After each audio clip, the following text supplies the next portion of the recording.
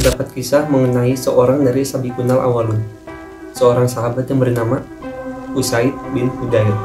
Beliau merupakan salah satu pemimpin Bani Ash'al. Salah satu kisah mengenai beliau menarik adalah pada saat Usaid bin Hudair membaca Al-Quran pada malam hari.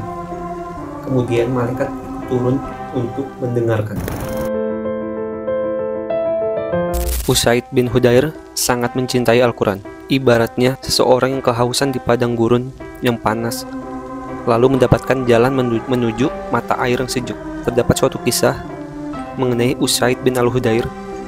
Pada suatu malam, Usaid duduk di belakang rumahnya, sedangkan anaknya yang bernama Yahya tidur di dekatnya. Tidak jauh dari tempat dia duduk, terdapat kuda yang selalu siap untuk berperang. Pada saat itu suasana malam tenang dan hening. Permukaan langit terlihat sangat jernih tanpa mendung. Kemudian Usaid bin Hudair pun membaca Al-Quran. Pada saat itu ia sedang membaca surat Al-Baqarah. Di tengah ia membaca Al-Quran, tiba-tiba kuda yang sedang diikat oleh tali berputar-putar hingga nyaris membuat talinya terputus. Dan pada saat Usaid bin Hudair berhenti membaca Al-Quran, kuda itu pun kembali tenang. Kemudian ia melanjutkan lagi bacaannya. Tetapi kemudian kuda itu pun kembali berputar-putar dengan hebat, lebih dari sebelumnya. Dan pada saat ia memandang ke langit, ia memandangi pemandangan seperti payung yang mengagumkan.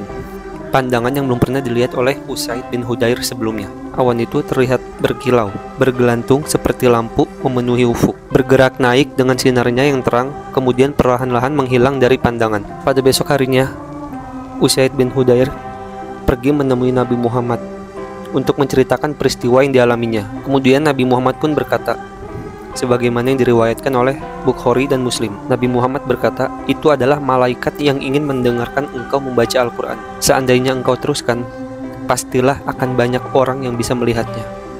Pemandangan itu tidak akan tertutup dari mereka. Berikut kisah mengenai Usaid bin Hudair.